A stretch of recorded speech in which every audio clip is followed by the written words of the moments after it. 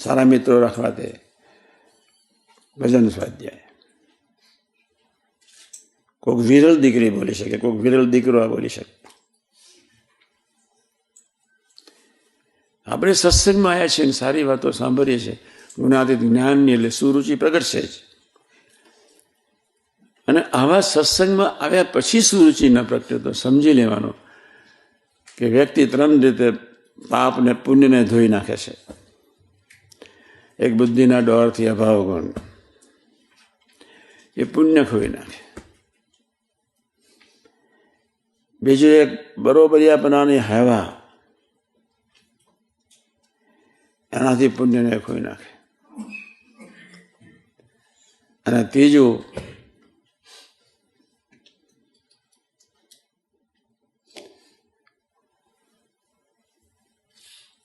ગુણાતીત પુરુષના દાસત્વમાં નહીં ડૂબવાના કારણે સાત્વિક અહંકાર. પુણ્ય ખોતા છે. સાત્વિક માણસો બહુ દુઃખી હોય. સાત્વિક માણસો પ્રભુના બળે ન જીવી શકે. એટલે એને ગુણાતીત પુરુષોમાં જન્મ દરેકમાં વચ્ચે વધતાઓ છે, કંઈક સાત્વિકતા હોય જ. સાત્વિક માણસ કંઈ પ્રસંગ બને તો ભજન ન કરી શકે, એ કે રસ્તો શોધવા જાય. અને આમ કર્યું છે અને આમ કર્યું છે, આનું કારણ આ હશે, આમ છે, સોલ્યુશન કાઢવા જાય. રાશિ તામ છે તો પ્રસંગ બને એટલે સીધો ભજન કરવા જ બેસી જાય. અને સાત્વિક માણસ ભજન કેવળ પ્રભુના બળે જીવી શકાતું નથી. એ વાત પછી પણ તમે એટલું પાકું રાખજો કે મને ભૂલ દેખાડનાર કોઈ હોવા જોઈએ. જ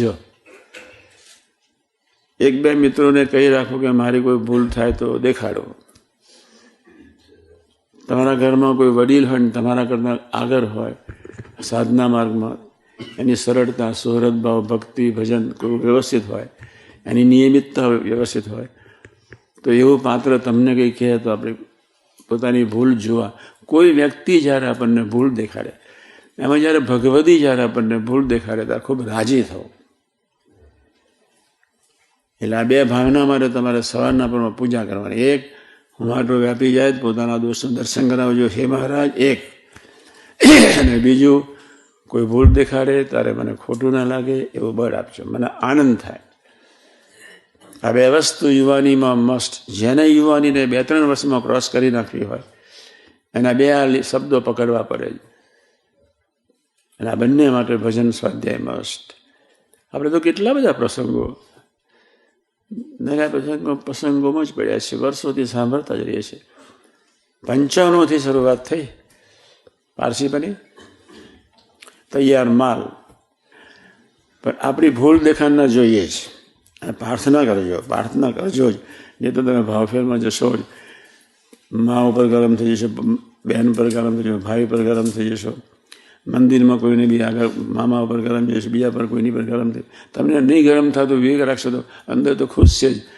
પણ પ્રાર્થના, 2 ધ્યેય રાખજો કે મને કોઈ ભૂલ દેખાડનાર. યુવાની જીતવી હોય ને વહેલું ક્રોસ થઈ જાય બોર્ડર. મમ્મી પાછળ તું શું મારી પાછળ પડી ગઈ છું એવું ના બોલાય. જોજે તને શું સમજણ પડે, જે કહેનાર તને શું સમજણ પડે. આ શબ્દો કોમન છે પટેલોનો, તું ન સમજો, એ પટેલોનો કોમન. પણ એ ડફોર છે એટલે સમજાઈ શકતો નથી. ખરેખર વ્યવસ્થિત સુહૃદને આત્મીયતાની વાતો સમજ્યો હોત તો વિવેકથી ધીમે ધીમે સમજાવે કે ચલો આ બી એક ભગવાનનું સ્વરૂપ છે, મારામાં બોલનાર પ્રભુ છે, અમારે ધીમે ધીમે સમજાવવું જોઈએ. આ તમને 2-4 વર્ષનું લેસન આપું છું, ચિંતા નહીં કરતા. આ તો સીધું છે ને, આ તો સમજાયું છે. આપણે એક મિત્ર જોઈએ કે જે આપણને ટોકી વડે દગી શકે, ભૂલ દેખાડી શકે, આગળ લે. આપણો જ્યારે પગાર વધી જાય તો કેટલો આનંદ થાય. સીધી નાની ગાડીમાંથી મર્સિડીઝ, પેલી નાની ગાડી કઈ નામ છે, નિશાન. હા, નિશાનમાંથી સીધી મર્સિડીઝ, રોયલ્સ રોય, BMW, બધી લોસ એન્જલસમાં બેઠો હતો, બીજી વખત 87 લોસ એન્જલસ ગયેલો. તો એક છોકરાનો પગાર $7 હતો, $7. પછી મેં દૂરથી જોયો, કોર્ટયાર્ડમાંથી બેઠેલો. હું બહાર જઈને લોનમાં બેસી જાઉં, શરીર બહુ સારું, ઠંડી ઓંટા માર્યા કરે, બરફ પર ચાલુ, મને કાંઈ થાય નહીં. ભૂલાડી દીધું સ્વામીએ. પછી પેલા છોકરાની ચાલ દૂરથી મેં જોઈ. મેં કહ્યું આજે કંઈક આપણા માટે કંઈક સારું લઈને આવતો લાગે છે. મેં કહું એટલા બધા આનંદમાં આવે છે, એટલા બધા આનંદમાં આવે છે કે આપણે મેં કહું આપણે આજે ફાયદામાં છીએ. એટલે મને પાણી સુધી પેલો ઉમંગથી આવે. પછી મેં ધીમે પૂછ્યું કેમ તો હજી બહુ આનંદ. અરે સ્વામીજી 7 ના 17 થઈ ગયા, પગાર વધી ગયેલો.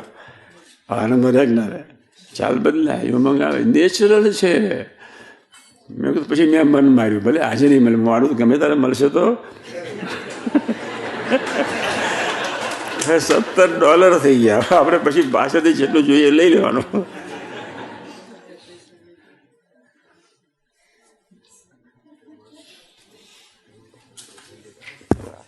એકમાં 8 મિનિટ બાકી છે. હજુ 88નું પ્રવચન બાકી. મને એમની વાણી ગમે એટલા માટે. 88ની વાણીમાંથી મને કદાચ કશું જ ન મળે, કદાચ કશું ન મળે. હું જાણતો જ બોલ્યા કરે, તો બી એના હૃદયનો જે રણકાર છે એ મન બુદ્ધિ ચિત્ત અહંકારથી સંમલિત નથી, ચોખ્ખો નીકળે. મોસ્ટલી બધાની વાણી એમાં કોઈ અહંકાર ભર્યું હોય, ચિત્ત ભર્યું હોય, બુદ્ધિ ભરી હોય, સાત્વિકતા ભરી હોય, કંઈક ને કંઈક બિચારા બોલતા હોય. યોગી માને સીધી સાદી 6ઠું જ ચોપડું પાસ કરેલું, 6ઠ્ઠી જ બહુ, ડબલ ગ્રેજ્યુએટ નહીં, કોઈ સાયન્ટિસ્ટ કશું જ નહીં, કોઈ પ્રભાવ જ નહીં. અને ખૂણામાં બેઠા હોય તો ઓળખાય નહીં. આ તો કાકાજીએ જે શરૂ કર્યું 52થી ભૂંગળું, આ સાધુ નથી, આ જોગી નથી, તમે માનવ સેવા પુરુષ નથી, તમે તમારી એને સેવા કરી માના ભાવથી, આ જુદા છે. અક્ષરધામના તખ્ત પર બિરાજમાન જે પુરુષોત્તમ નારાયણ, એ અને આ જોગીમાં કોઈ ફેર નથી. અને એવું ભૂલકું જ્યાં કાકાજીએ શરૂ કર્યું ત્યાર તો મોડ 55 સુધી રાગે પડ્યું. 3 વર્ષ પછી બધા જોગી જ કે જોગી આમ, જોગી આમ, જોગી આમ કર. અમે સાંભળેલું જોગી આમ. એટલે ગોઠાઈ સાહેબ વાણી ગમે, અહંકાર વગરની, દાંભિકતા વગરની. એ તો સભામાં બેઠા કહી દે કે આ સ્વામીએ વાત કરીને પણ કહેવાની રહી ગઈ, આ મને પ્રસંગ યાદ આવ્યો ને પણ પછી ભૂલી ગયો. એમનું એટલું નેચરલ છે, મારે બી એટલું નેચરલ થવાની જરૂર છે.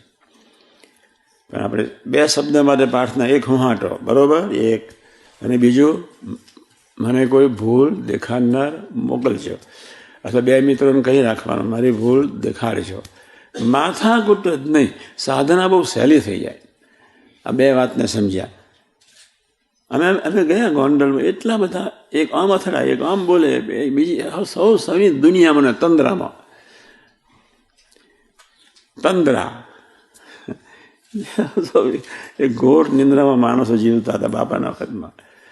સુસુપ્ત અવસ્થામાં બોલે તો સુસુપ્ત અવસ્થામાં, એ કોની જોડે બોલે કંઈ ખ્યાલ જ નહીં. એક યોગી મહારાજ એટલા ભાવથી સ્વીકારે, હાશ સાક્ષાત શાસ્ત્રી મહારાજ બોલી રહ્યા છે. એનું હાસ્ય વિરમે નહીં, બસ એનો આનંદ જાય નહીં.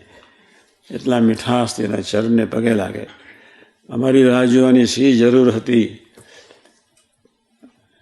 પણ 2:30 વાગે બેસી રહેલા. મેં કહ્યું કોઈ સેવક, કોઈ સાધુ એમને ઉઠાડીને નહીં લઈ ગયા હોય. મેં તો પૂછ્યું પછી બાલમુકુંદ સ્વામી 3:30 વાગે. મેં કહ્યું તમે તો સેવામાં છો. બાલમુકુંદ સ્વામી કહ્યું તમે તો સેવામાં, તો તમે ક્યાં ગયા 2:30 વાગે?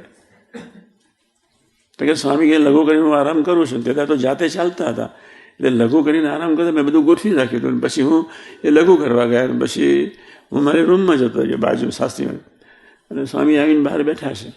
એટલે મેં રાત્રે બાપા સ્વામી નાસ્તો, અમે સ્વામીજી નાસ્તો કરી લઈશું, નાસ્તો મેં ધીમે ધીમે પૂછ્યું, સ્વામી આજે તમે વહેલા આરામમાં જજો, તમે બપોર આરામ નથી કે 2:30 વાગ્યા સુધી તમે 3 વાગ્યા સુધી તો શરબત પાયો, એટલું ધીમે રહીને પેલું વલ્લારીનું પાણી આપે, એટલા ભક્તિભાવથી આપે, આમ નીતરતી ભક્તિ જ દેખાય, એટલા પ્રભુતાથી આપે.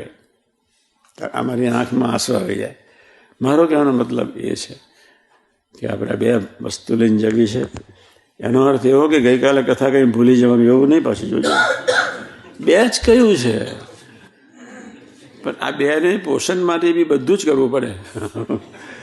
આ 2 શબ્દો સામાન્ય નથી કે તમે એમ માનો કે આજે આજે થઈ જાય.